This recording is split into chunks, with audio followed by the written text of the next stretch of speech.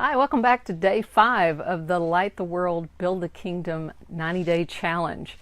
And I've had over the last 24 hours a few people talk to me and share with me about how they're dealing with loss and difficult situations in their lives, whether they've gone through divorces or maybe they've lost loved ones.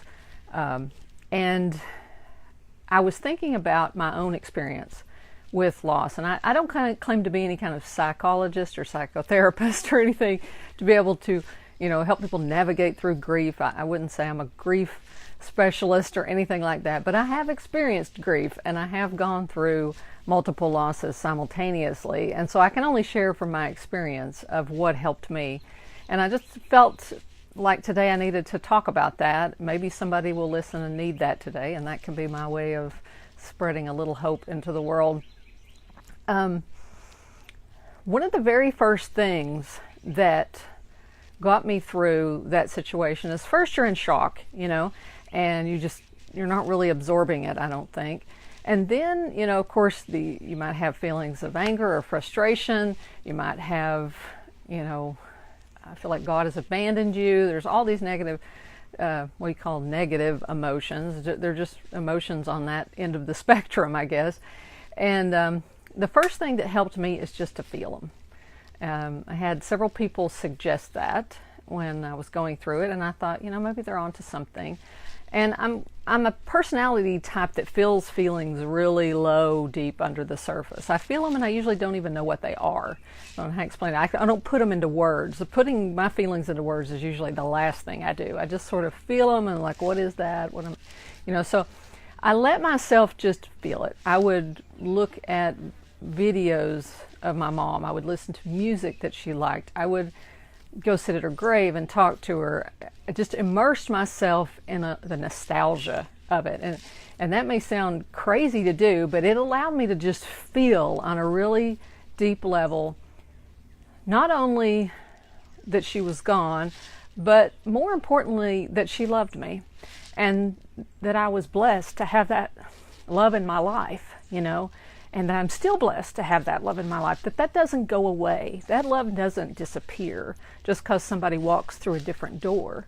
And to me, my mother, it became like she's just in the next room. If I open this door, she's right there, And so that was the first step, is just to feel it and not deny it. Just go ahead and allow yourself to feel it. And then as I read The Breakthrough Experience by Dr. John Demartini, he talks about how nothing's really ever lost. Matter is not created nor destroyed. You don't really lose anything. It just shifts into different forms.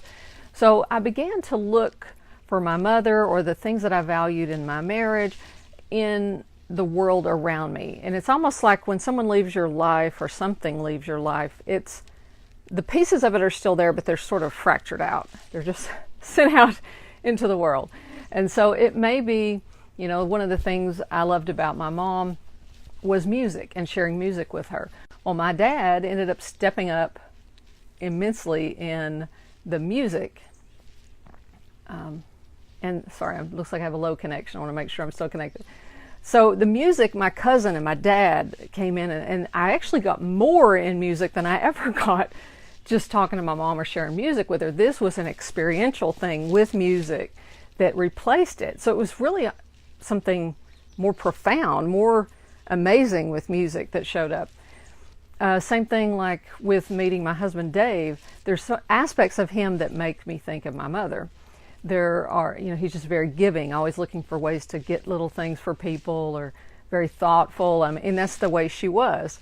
So everything is still there. It's just in different forms, and then it will start to coalesce into the form that is more solid after that. So if you'll play a little game with yourself, if you've lost something, and you could try it with something small if you want, think about the values that thing represents to you. Maybe it makes you feel loved or cherished, or makes you laugh, brings humor into your life. Maybe it brings order into your life. Look at how those things are showing up in your life.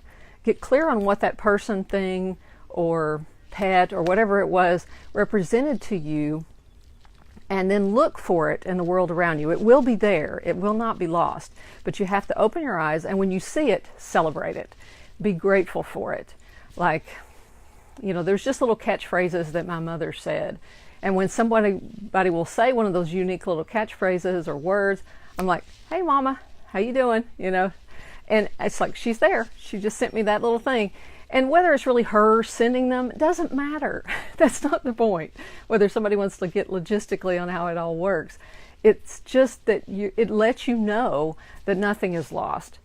And one other little thing I want to bring out is that as intense as your pain, so is as exquisite as your joy. It's almost like your crucible for joy becomes expanded and bigger and deeper. It's hollowing it out, scooping it out.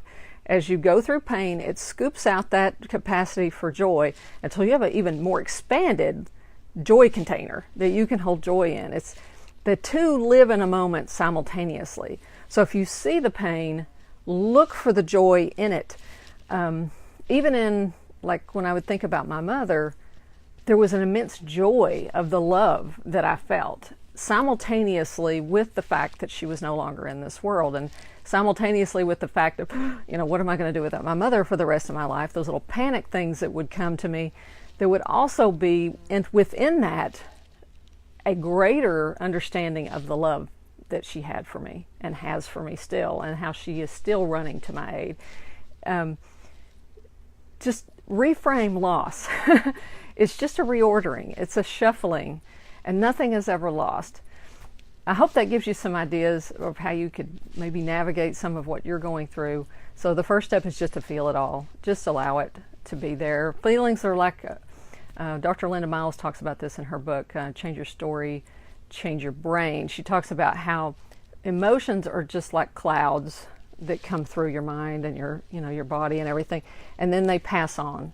They're not here to stay. They're just allow them to pass through and allow them go on after that. So those emotions of grief and loss and pain and shame and hurt and all those things, just acknowledge them. Okay, I understand. This is why that's there, and then let it pass on.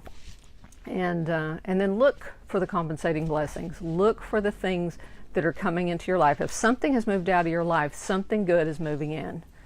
Where it will come first in fractured pieces, and then it will come in a more coalesced form. The more grateful you are for the lost pieces, the pieces that show up, the more you show gratitude for those, the more God can bring a richer, fuller capacity for joy and the things that you're looking for in your life. They can come to you more clearly. So you want to get clear on what it is that you loved about the thing that's gone, and then start looking for it with gratitude. All right, y'all take care. I hope you'll keep joining in with me on the 90-day challenge to light the world, where each day we get down on our knees or pray while you're in the car, wherever it is. We ask God to give us one thing we can do to make the world a better place, and then do it. Act on it throughout the day, and then jot it down somewhere in a notepad or social media or wherever you want. All right, take care. God bless. Y'all have a wonderful day.